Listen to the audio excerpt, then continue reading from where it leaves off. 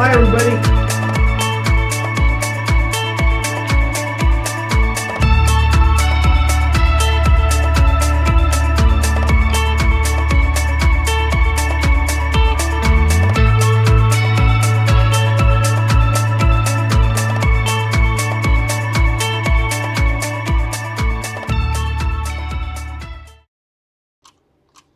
Good afternoon. Hello, Archer family. This is Alex from Archer Travel Service, and I'm joined with none other than Mike Archer himself. Mike, how are you doing today?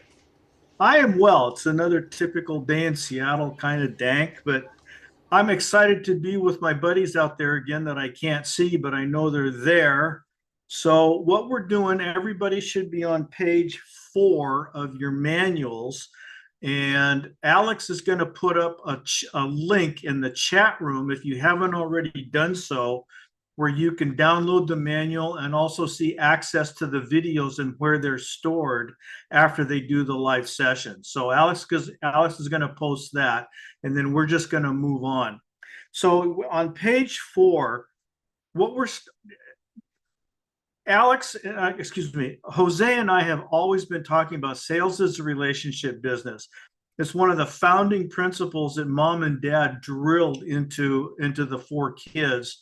And that's one of the reasons why we've all been successful in business, is because we have taken the time to establish the relationships, because the key to a successful business and a business partnership is ongoing relationships. I mean, anybody can sell anything to anybody else once. The key is into growing your business is to maintain those relationships.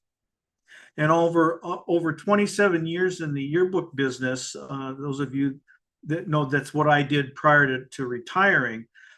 My renewal rate for working with my customers was typically was around 95%.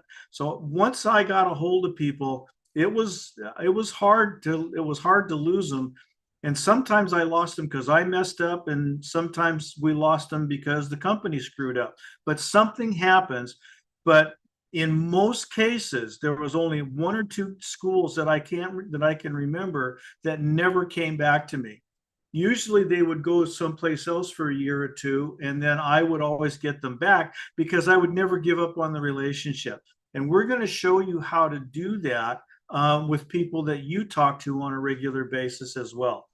And there's 3 parts to this. Of the 7 lessons, 3 of these lessons have nothing to do with anything except building, establishing, and maintaining the relationships. And today is part 1. We call it Getting on the Same Page. And it's talking about behavioral styles and how people like to be treated and how they are in their regular lives. And I'm going to walk you through all of that. This would be those of you that also attend Jose's trainings usually it's on Wednesdays. This is part of his topic on meet and greet and getting to know your client. So, a couple of things. This one is understanding similarities and differences. And then next week, we're going to do, okay, now that we understand how people like to be treated, how do we manage that in a sales call? And then the third one is, now that we've understood how to get on the same page with them, how do we communicate with them in a way that's effective, that leads us on to establishing a good relationship so that they're going to want to do business with us. So lesson 2, bottom of page 4, each of us, you understand that each of us has a unique personality. There's nobody else in the world like us. Take it to the bank. I mean, obviously you find somebody that's people that are similar, but there is nobody in the world like you. Nobody. And that happens because of our nature, what we were born with, and our nurture, what we were taught, how we were raised to get along in the world. All right. So this is what's called our style. This is our own unique personal style. And it's broken down into 4 very basic categories. And this is done off of a personality test, one of the very first ones that was ever invented back in the 70s. And the reason I like it is because it's simple, it's plain forward, it explains everything in a way that somebody like me can understand. And the four, we're going to get into them, and you can see the little chart: analytical, driver, expressive, and amiable. We're going to get into all of those. So our nature is what we're born with: our minds, our abilities, our intellects, our sense of humor. All of that was what we're born with. What we're learned is our ideas, our morals, our attitudes. That's nature and nurture. And that all comes to play in several ways. And that's the top of page 4 on the right-hand side. And there's 6 essential principles that you need to keep in mind. The first one is style is based upon observed behavior. We can see them, and it's what people say and what people do with the help of verbal and nonverbal clues. All right. So it's what people say and what people do. That's it. It's objective. It's observable.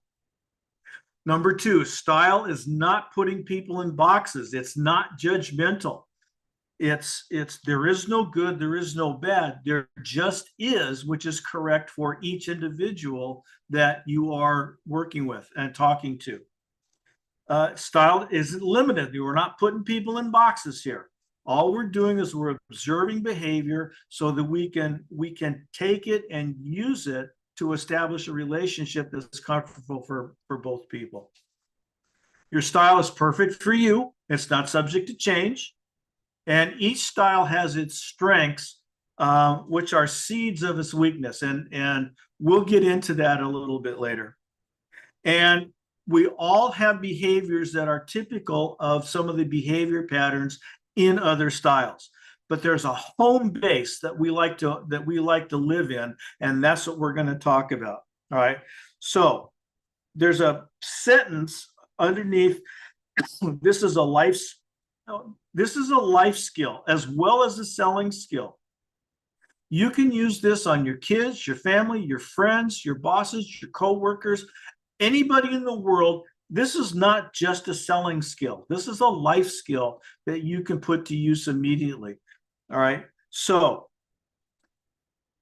there's in the middle of the paragraph, right under that subheadline, styles is first and foremost objective. All right. I want you to underline that. Your goal is not to discover whether or not you like this person or whether or not this person likes you. That's not the goal. Your goal is to find out what clues do they give you so that you can get on the same page with them when you're talking in a personal relationship, a selling relationship. What are the clues they give you that helps you understand them and get on the same page with them? That's what observing styles is all about. All right, so here's what we're going to do. Go over to page 6. Turn the column to page 6. And we're going to, some of you have already done this because I asked you to do it last week. But essentially what we're going to do is this. We're going to fill out this behavioral profile. And columns 1 and 2 have to do with emotions, and columns 3 and 4 have to do with your assertiveness. This personality test was essentially geared to only those 2 things when it was originally done. So this will establish your home-based style. Now, what I want you to do is this, okay? This is mine. I'm going to walk you through this. So look it up here at the top and you can read it. What I want you to do is I want you to imagine that you're at a party in your home and you're in the kitchen, and on the other side of the wall, people are out there in the dining area talking, and they're talking about you. And it's a people of your family, some of your friends, maybe some of your coworkers, and they are using expressions and words to describe you. All right, that's the key. Your goal is to figure out these words apply to you more than 50% of the time. So I've got mine up here. This is the one I did. So because this has to do with emotions, I'll just walk you through a couple of mine so that you can get an idea. So, and you're going to fill out, if you'll notice, I've checked one box or the other. You don't check them both, and you don't leave any line blank. So do people perceive me as cool or warm?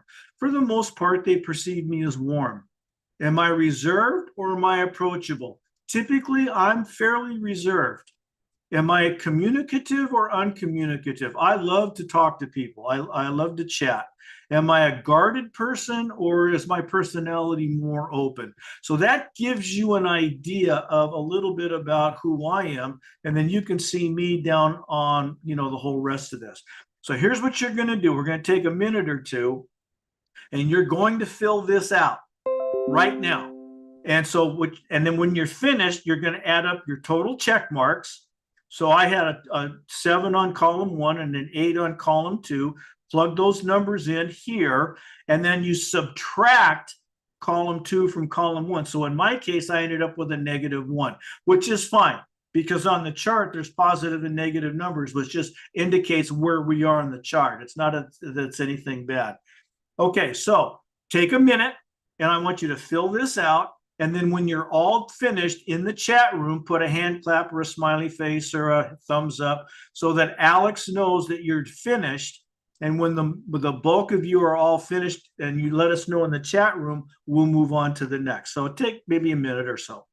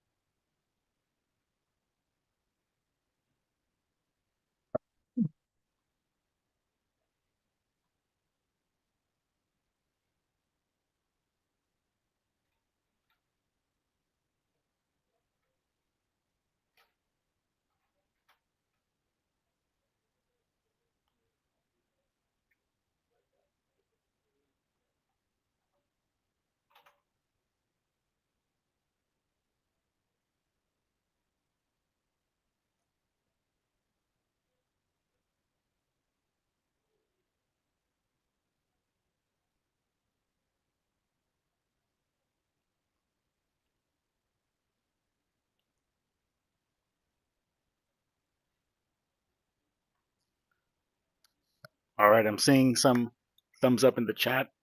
I think people are rearing to go. Okay.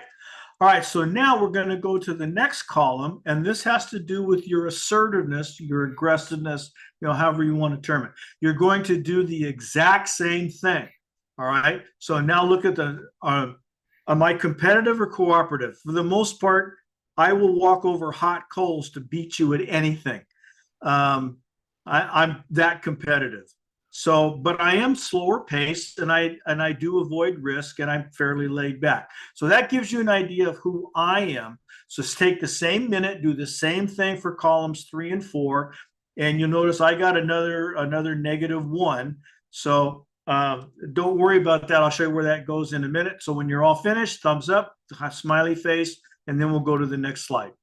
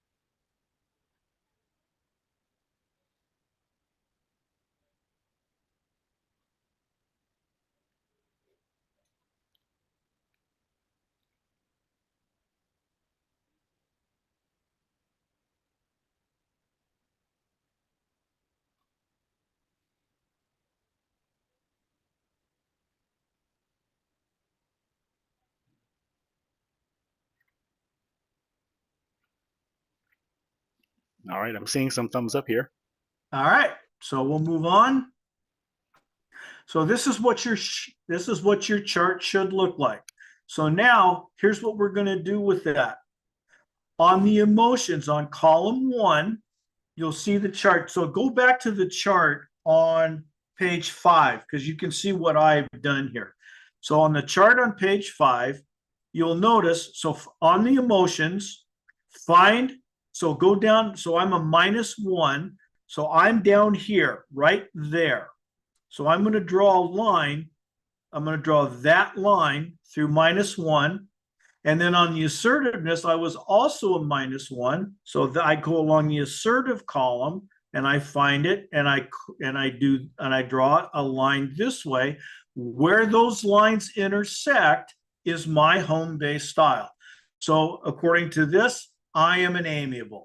All right. Now, because I am so close to the line, also, I have a lot of what's called driving tendencies. So I would be called a driving amiable. Now, the reason I can say that is because I want you to look at these arrows. See these arrows that cross this way, and then out here, up and down, back and forth, up and down. So if your numbers are down in here, that means you would be an amiable with expressive tendencies. That's how you read the chart. If your numbers are up here in the extremes, chances are, if you're up in one of the 4 corners, chances are you don't have a lot of tendencies from the other styles, which is, it's not all that unusual, but sometimes you see somebody in the extremes. In all the years we've been doing this, I've only seen maybe 3 or 4 people in the extremes. Most people fall in here, right up in here, and in the middle, right in here, and in the middle, right in here. Okay, so find your number. That's your home-based style. Now that we've identified that, what are we going to do with it? By the way, if any of you still are not clear on how to do this, or you're at the end of this lesson, if you're not sure that you've got it correctly, take a picture of it and send it to me. My contact information is going to be on the very last slide. So if you're still struggling with this, take a picture of it, send it to me, and I'll walk you through it. All right, so now, what does this mean to us? So what are the characteristics? So now I want you to go over to page 10, okay? These are the general style characteristics that we're going to go for. All right, so let me explain to you. Well, actually, you know what? Let me back up a little bit.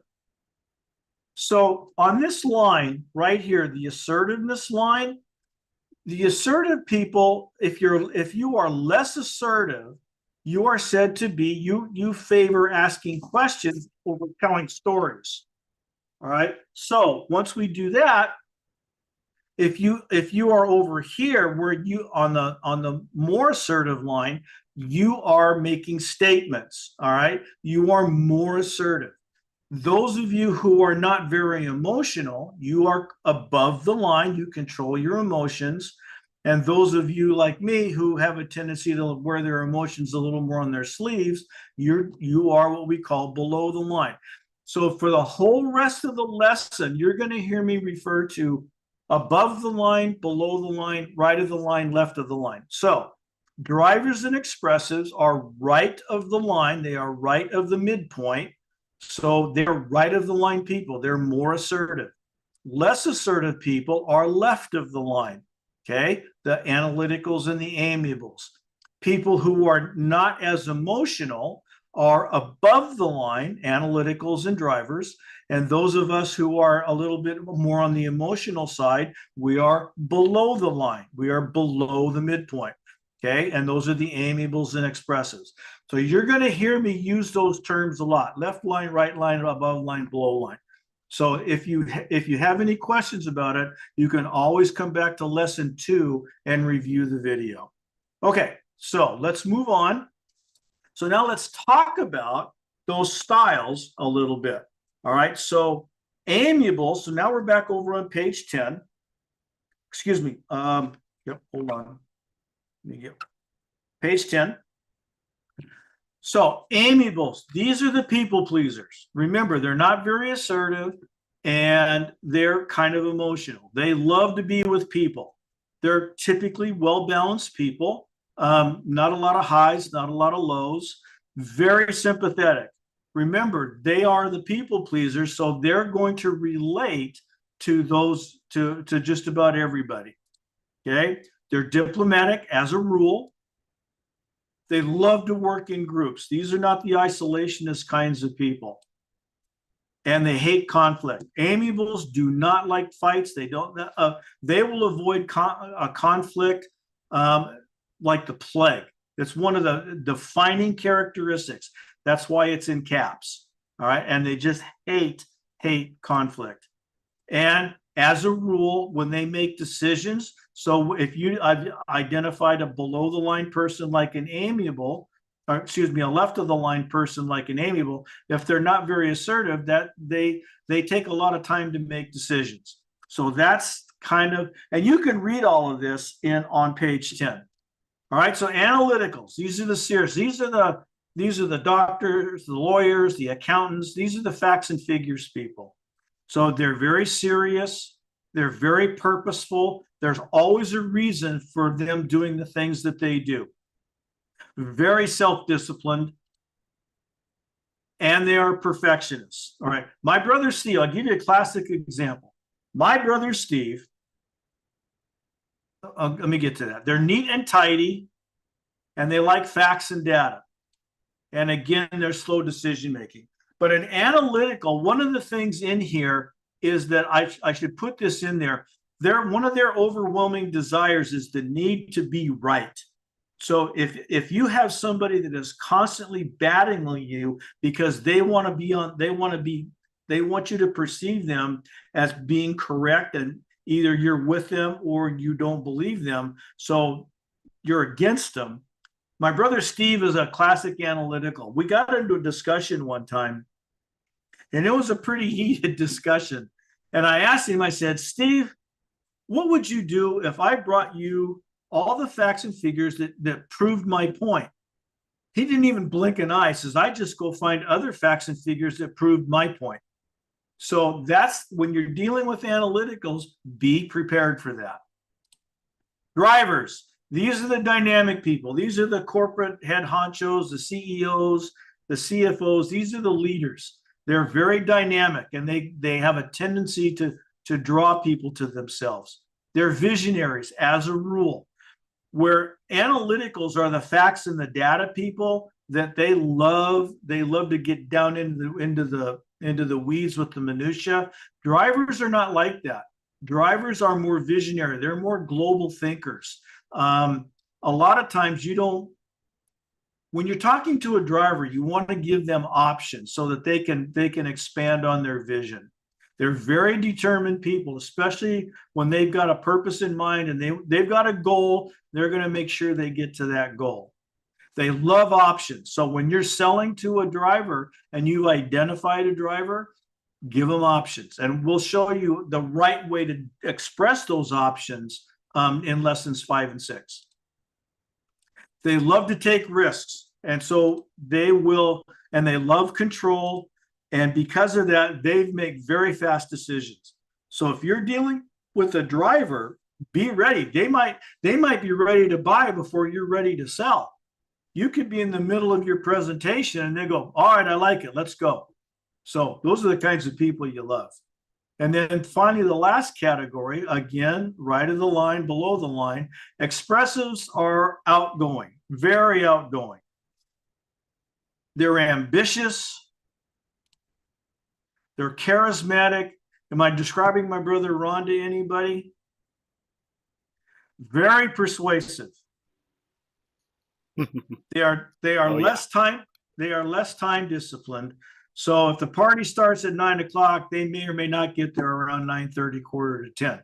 So these are the kind of people that love recognition. They want people to understand who they are and why they're important. All right.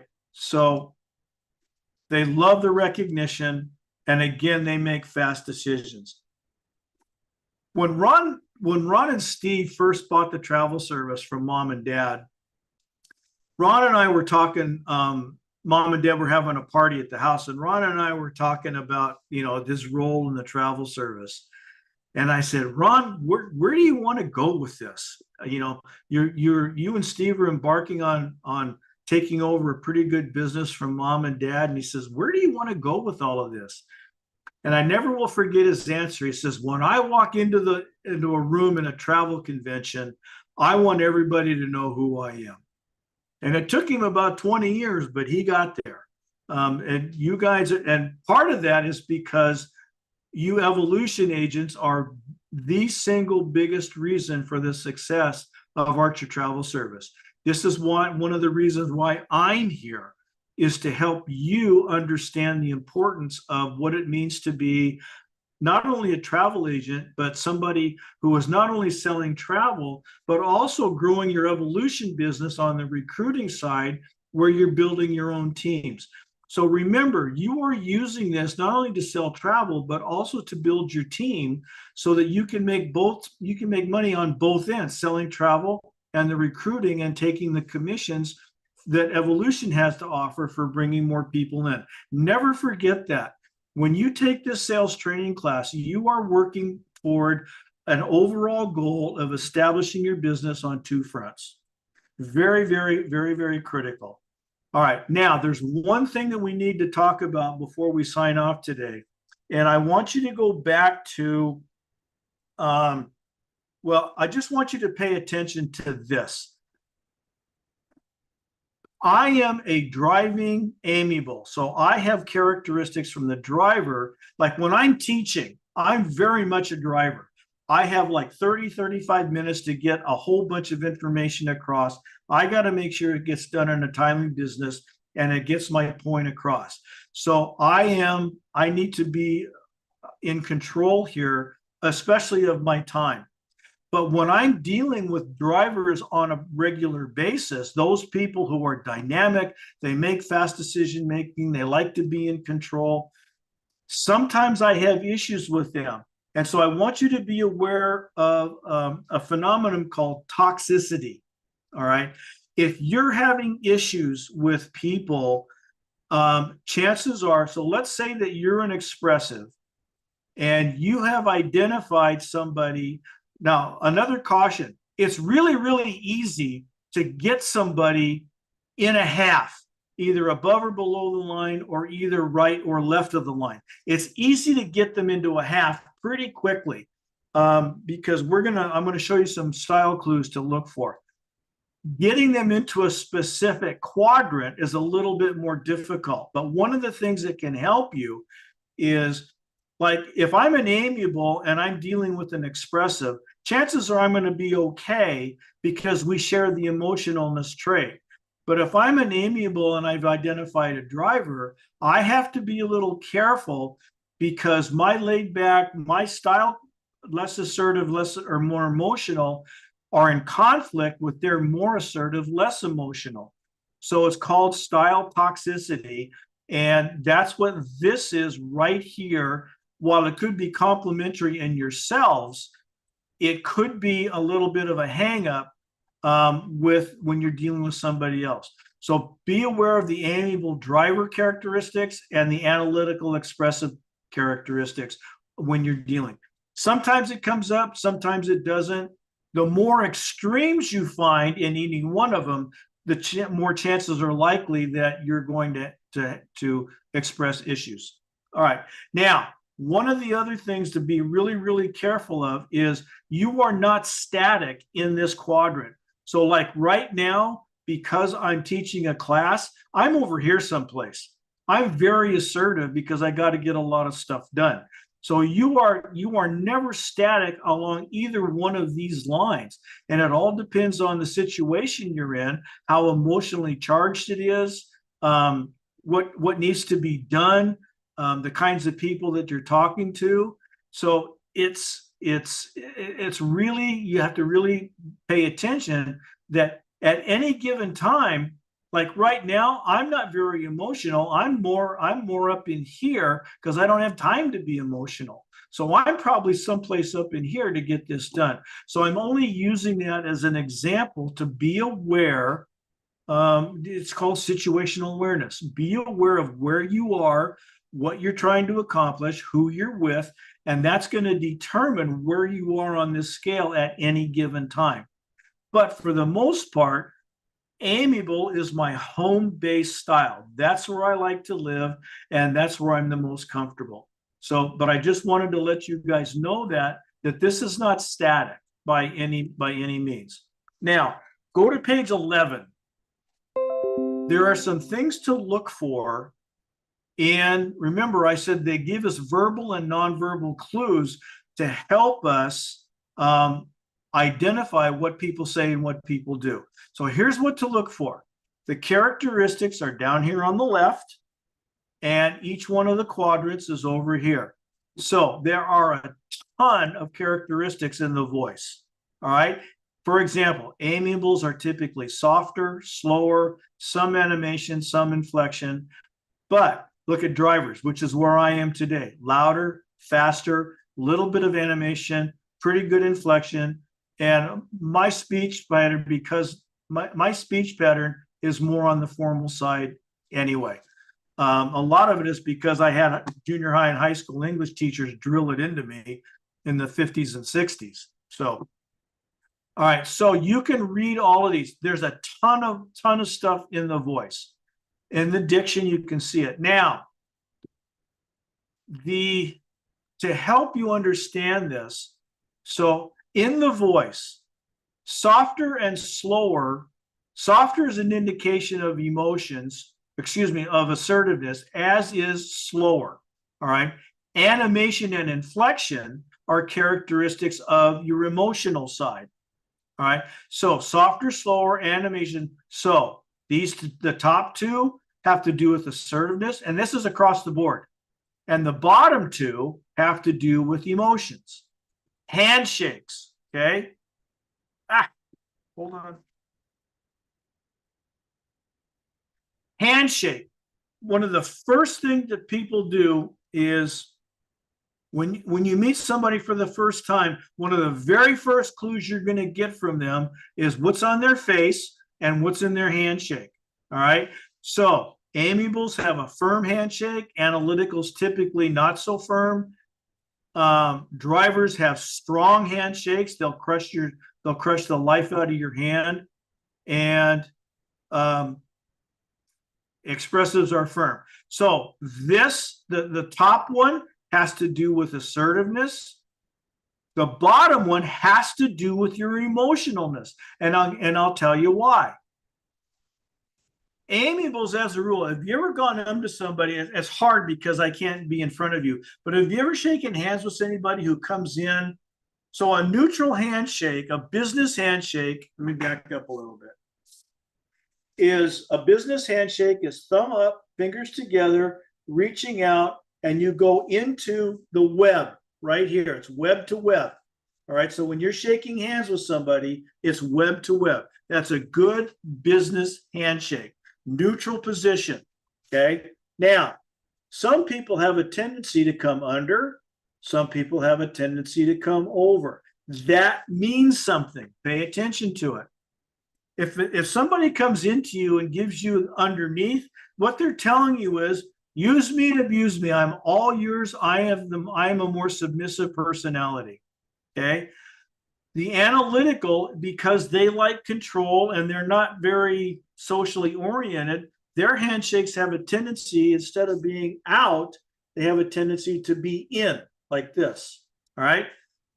The drivers, boom, they are the over-the-top people. What they're telling you is, I'm in control here.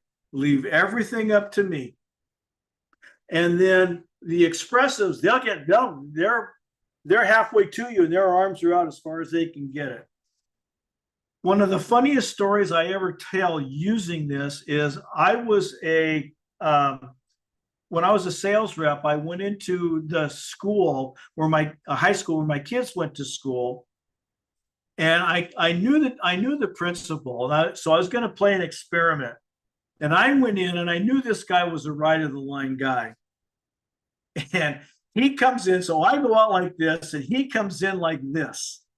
And the first thing I do is I grab his hand and I do this. And it didn't take him half a second to turn me back over like this. And I just started laughing. I told him what I was doing. And then he started laughing because he was not happy. I was watching his face and he was not a happy camper. So just take it at face value for what people give you. Not that you have to change anything, but it gives you a clue as to their behavior. So what I want you to do is I want you to highlight, circle voice, highlight and circle handshake. The other one is facial expression. Facial expression always has to do with your emotions. Are they wearing their emotions on their sleeve or are they stone-faced? And you can tell that fairly quickly. Do they have a smile on their face? Do they have a smile in their voice? Or are they deadpan? That's always an emotional trait. So circle facial expression. Smile is also an emotional trait.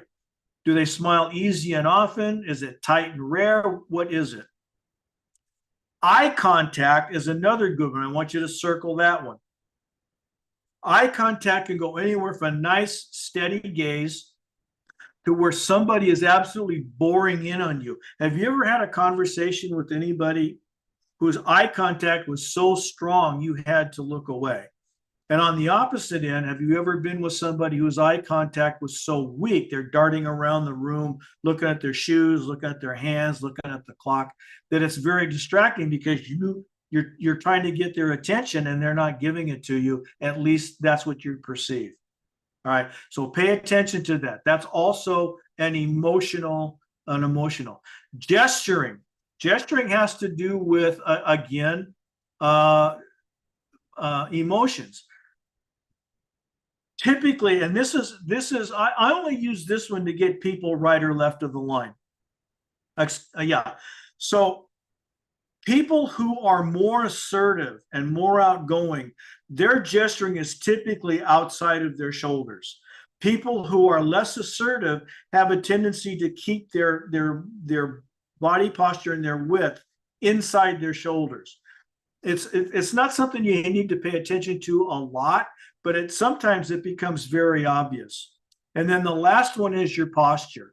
Is it relaxed? Is it upright? Is it stiff? Is it straight? Is it relaxed? Pay attention to how people sit or stand. That's another clue that they can give you. So what I want you to do is just take this, study it for a little bit, and just use this. Keep this with you. If you have a notebook when you go out on your sales calls, keep this with you just as a reminder. Okay. All right. That's it, guys. That's the lesson for today. Alex, do we have any questions in the chat room? No, not that I'm seeing. It looks like everybody was, excited to participate and do the personality questionnaire. So okay. All right. Like I said, if any of you are still struggling with this and want some help, take a picture of your chart and then send it to me in an email, mike@archertravel.com. And if we can figure it out, great. If not, you can give me your phone number and we'll sit and we'll chat about it. So this is fairly straightforward. Now that we have this information on how we identify styles, next week is, okay, now that we've done that, what are we going to do with it? And that has to do with versatility, how we manage our style to benefit the relationship, and then what happens when people get under stress. So if you want to read ahead, that's what's in chapter 3 next week. Other than that, have a great rest of the week, and I'll see you next week. Bye. all right, everybody, take care.